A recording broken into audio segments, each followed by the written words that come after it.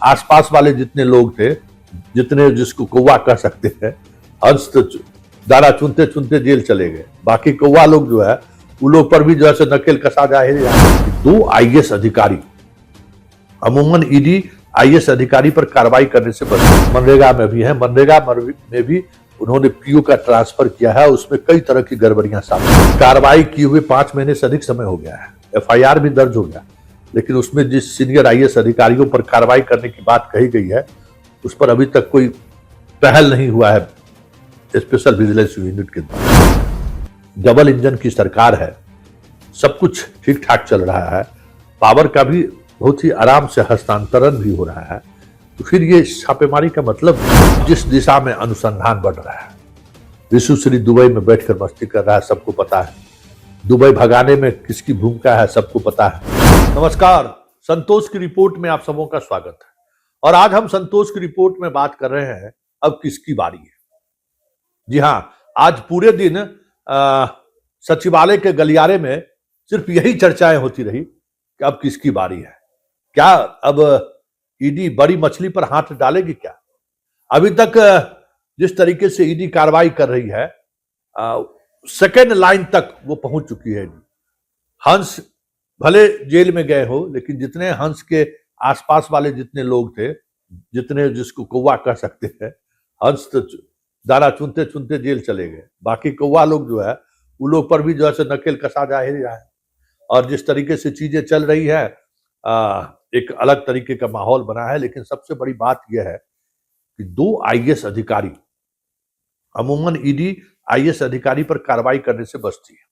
देखते हैं, भाई जल्दी हाथ नहीं डालता है, लेकिन बिहार में एक एक कर जिस तरीके से, मतलब समझ जाइए कि अगर हाल के दिनों में अगर हम बात करें तो बिहार सरकार भी आईएएस आईपीएस के मामले में बहुत ज्यादा उनको आजादी नहीं मिलती है। गया के एसएसपी का हाल आप देख लिए, ठीक है, निलंबन टूट गया। मुजफ्फरपुर एसएसपी का बरसों बाद निलंबन टूटा। अलग बात है कि अब बहुत सारी चीजें अनुकूल चल रही है तो पोस्टिंग भी हो गई, लेकिन अगर आप कुछ बाएं दाएं किए तो फिर आपकी परेशानी, मुश्किलें बढ़ने वाली है। तो 2 आईएएस अधिकारी 2014 बैच के अभिलाषा कुमारी शर्मा और एक और आईएएस अधिकारी हैं, जिन पर उन्होंने ईडी ने जो भी स्पेशल विजिलेंस यूनिट को लिखकर जो जानकारी शेयर की है, वो अपने आप में चौंकाने वाली बात है। क्योंकि ये चीजें जो है, योगेश कुमार सागर 2017 बैच के आईएएस अधिकारी है और 2014 बैच के अभिलाषा कुमारी शर्मा है, वो मनरेगा में भी है। मनरेगा में भी उन्होंने पीओ का ट्रांसफर किया है, उसमें कई तरह की गड़बड़ियां सामने आई है, बड़ा बबेला मचा है। और ये एक दोनों पर जो आरोप है वो नगर विकास विभाग में काम करते हुए ये आरोप लगा है। तो नगर विकास विभाग पर कई तरह की छापेमारी और अंकुश अभी तक लग चुका है और उसको लेकर कहीं न कहीं अब प्रक्रिया तेज होती दिख रही है। ऐसे में क्या माना जाए कि नगर विकास विभाग के जो सर्वोच्च पद पर अक्सर जो अधिकारी आसीन रहे हैं, अब कहीं न कहीं ईडी की नजर वहां तक पहुंच गई है।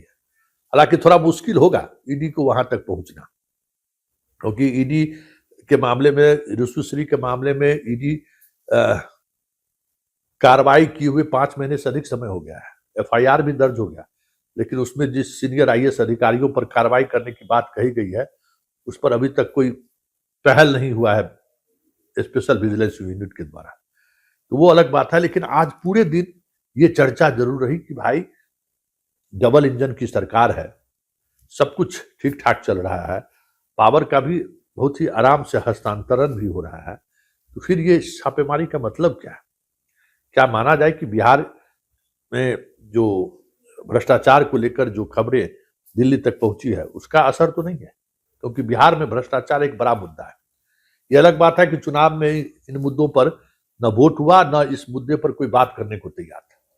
जंगल राज की बात जरूर हुई। तो क्या ये माना जाए कि ये कार्रवाई भ्रष्टाचार मुक्त बिहार की तो बात छोड़िए, लेकिन भ्रष्टाचार पर अंकुश कैसे लगे इस तरफ तो पहल नहीं है।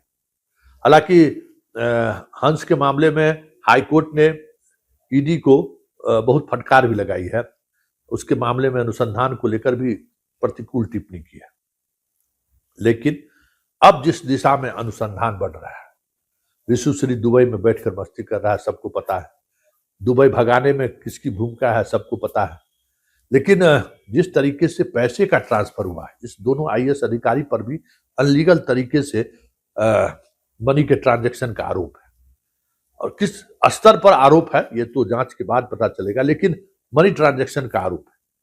तो आप समझ सकते हैं कि मुश्किलें तो इनकी बढ़ गई है। जब तक ये मामला पूरे तौर पर सामने नहीं आ जाता है, तब तक तो इनकी सारी प्रमोशन से लेकर सब कुछ प्रभावित होगा। लेकिन वो सब तो इतर बात है।